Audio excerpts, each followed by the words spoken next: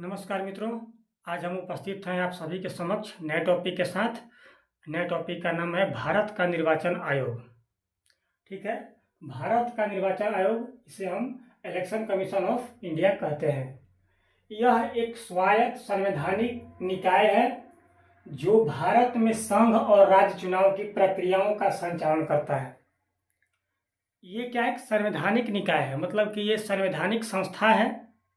ठीक है, और जो कि भारत में संघ चुनाव और राज्य चुनाव, मतलब कि लोकसभा का चुनाव भी करवाता है और राज्य विधानमंडल का भी चुनाव करवाता है। तो ये है भारत के इलेक्शन कमीशन। ठीक है, इसका दूसरा नाम हम लोग चुनाव आयोग भी कह सकते हैं, भारत का चुनाव आयोग। इसके पृष्ठभूमि के बारे में थोड़ा देखें तो भारतीय संविधान के भाग 15 में, ठीक है, चुनावों से संबंधित है। मतलब जो भाग 15 जो है भारतीय संविधान में, वो चुनावों से संबंधित है, जिसमें चुनाव आयोग की स्थापना की बात कही गई है। अब जो इलेक्शन कमीशन ऑफ इंडिया है उसकी स्थापना 25 जनवरी 1950 को की गई थी। ठीक है, हालांकि जब 25 जनवरी 1950 को की गई थी उस समय मुख्य चुनाव आयुक्त जो थे एक थे, अर्थात एक सदस्यीय चुनाव आयोग हुआ करता था। लेकिन 1989 में इसे 3 सदस्यीय कर दिया गया। फिर कुछ समय के लिए उसको 1 सदस्यीय फिर किया गया, लेकिन 1993 से अभी तक 3 सदस्यीय चुनाव आयुक्त होते हैं, एक मुख्य चुनाव आयुक्त और 2 चुनाव आयुक्त। ठीक है, अब हम लोग देखेंगे कि भारत के निर्वाचन आयोग के बारे में भारतीय संविधान के भाग 15 में कौन कौन से अनुच्छेद, कौन कौन से आर्टिकल हैं। ठीक है, अब हम लोग देखेंगे कि संविधान के अनुच्छेद 324 से लेकर के 329 तक इलेक्शन कमीशन ऑफ इंडिया के और इसके सदस्यों की शक्तियां, कार्यकाल, पात्रता से संबंधित है। संविधान के अनुच्छेद 324 से लेकर के 329 तक इन सब के बारे में संबंधित है, वर्णित है। ठीक है, जैसे कि पहला जो है इसमें अनुच्छेद 324 में ये लिखा गया है कि आयोग में चुनावों के लिए दायित्व, मतलब कि आयोग जो है अपने अंदर में होने वाले चुनाव के लिए क्या क्या दायित्व होते हैं, उसके अधीक्षण, निर्देशन और नियंत्रण, मतलब कि चुनाव के बारे में जो भी आपका नियम कानून जो होता है बनाते हैं, वो जो है अधीक्षण भी करते हैं, इंस्पेक्शन करते हैं, डायरेक्शन करते हैं और कंट्रोल करते हैं। ठीक है, इसके बारे में इस अनुच्छेद में दिया गया है। अनुच्छेद 325 इसमें ये दिया गया है कि लिंग, जाति, धर्म के आधार पर किसी भी व्यक्ति को आप चुनाव में भाग लेने से रोक नहीं सकते। मतलब कि इन सभी के आधार पर, बाकी अगर कोई चीज़ डॉक्यूमेंट में फॉल्ट तो हो सकता है, लेकिन जाति, धर्म और लिंग के आधार पर किसी भी मतदाता को आप अयोग्य नहीं कर सकते, मतदान करने से रोक नहीं सकते। तीसरा जो है 326 आर्टिकल जो है अनुच्छेद है, उसमें लिखा गया है कि लोकसभा और विधानसभा का जो निर्वाचन है वो बेशक मताधिकार के आधार पर होगा। कोई भी विधानसभा का चुनाव हो या विधानमंडल का कोई भी चुनाव हो, या इसमें हो गया आपका लोकसभा का जो चुनाव हो, सभी मतदाताओं को बेशक होना जरूरी है, तभी वो मतदाता योग्य हो सकते हैं। ठीक है, तो यही बताया गया इसमें कि बेशक जो है वही मतदान कर सकते हैं, ये 326 आर्टिकल में बताया गया है। फिर 327 आर्टिकल में ये कहा गया है कि संसद द्वारा चुनाव से संबंधित कानून बनाने की शक्ति है। संसद जो है वो चुनाव पर कानून बना सकती है, इसमें 327 अनुच्छेद में दिया गया है। 328 में राज्य विधानमंडल द्वारा उसके चुनाव हेतु कानून बनाने की शक्ति।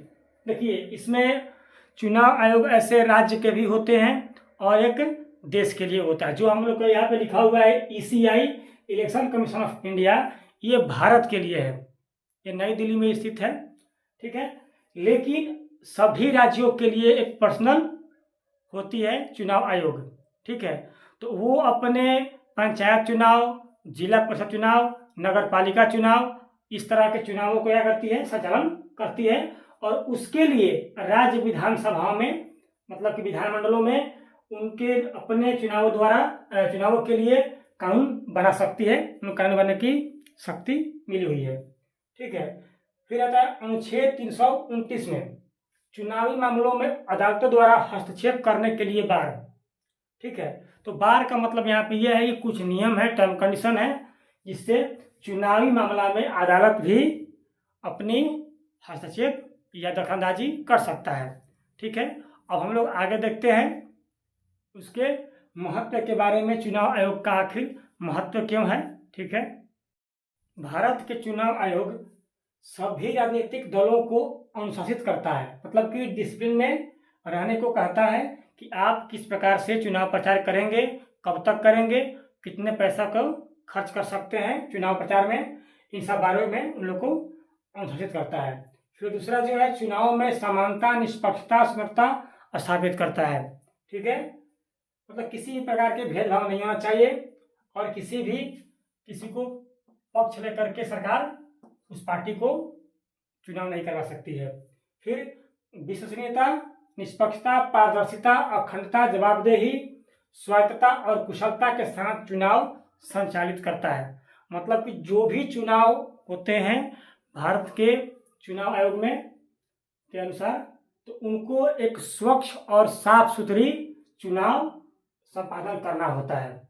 फिर मतदाताओं में चुनावी प्रक्रिया से संबंधित जागरूकता पैदा करना, कि जो जितने भी मतदाता हैं वो चुनाव में जाकर के भाग लें, ठीक है, और चुनावी प्रणाली के प्रति उनको विश्वास बने कि चुनाव प्रणाली जो हो रही है वो बहुत ही साफ सुथरी ढंग से हो रही है। तो इन सभी के जो चीज़ है, ये महत्व हैं चुनाव के आयोग के, ठीक है ना। आगे हम लोग बढ़ते हैं अब जो भारत के निर्वाचन जो आयोग है उसके कार्य के बारे में, ठीक है। तो हम लोग देखेंगे भारत के निर्वाचन आयोग के कार्य। लोकसभा, राज्यसभा, राज्य विधानसभाओं और राष्ट्रपति, उपराष्ट्रपति के चुनाव की संपूर्ण प्रक्रिया का अधीक्षण करना, निर्देशन करना और नियंत्रण करना।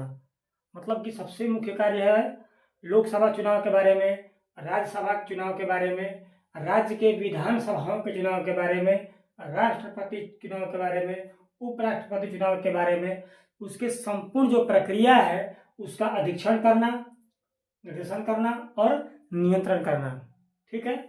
दूसरा लिखा है आम चुनाव या उपचुनाव, जैसे कि जो नॉर्मली जो 5 साल पे चुनाव जो होता है वो चुनाव, या कभी कभी बीच में ही चुनाव वो कराना पड़ता है दोबारा, उसके लिए समय समय पर कार्यक्रम का तय करना कि कब चुनाव करना है, डेट फिक्स करना, ये सारे जो काम है वो भारत के निर्वाचन आयोग के ही काम है। नामावली, आप नाम सुने होंगे, वोटर लिस्ट, तो वोटर लिस्ट और मतदाता पहचान पत्र जारी करना, ठीक है। तो चुनाव आयोग का ये भी काम है कि वोटर लिस्ट और पहचान पत्र का जारी करना। फिर मतदान केंद्र तय करना और आवश्यक प्रबंधन एवं व्यवस्था करना, कहाँ पर किस जगह पर मतदान किए जाएंगे, मतलब कि मतदान केंद्र को तय करना और आवश्यक प्रबंधन, जो भी वहाँ चीज़ें जरूरत हो उसके लिए वो चीज़ करना। फिर राजनीतिक दलों को मान्यता प्राप्त करना, बहुत सारी पार्टियां हैं उनको मान्यता देती है और साथ ही साथ उसको चुनाव चिन्ह आवंटित भी करती है चुनाव आयोग, ठीक है। चुनाव आयोग का ये भी एक मुख्य कार्य है। फिर आदर्श आचार संहिता जारी करना। आदर्श आचार संहिता का मतलब ये होता है कि कोई भी गलत काम न करे, चुनाव में गलत तरीका से कोई भी काम न करे, और जो इसमें सत्ता पक्ष है वो अपने शक्तियों का दुरुपयोग नहीं करे। फिर प्रति उम्मीदवार चुनाव अभियान खर्च सीमा, मतलब जो प्रति उम्मीदवार जो हैं, एक उम्मीदवार अपने चुनाव अभियान में कितना रुपया खर्च कर सकता है उसकी सीमा का निर्धारण भी चुनाव आयोग ही करता है, ठीक है।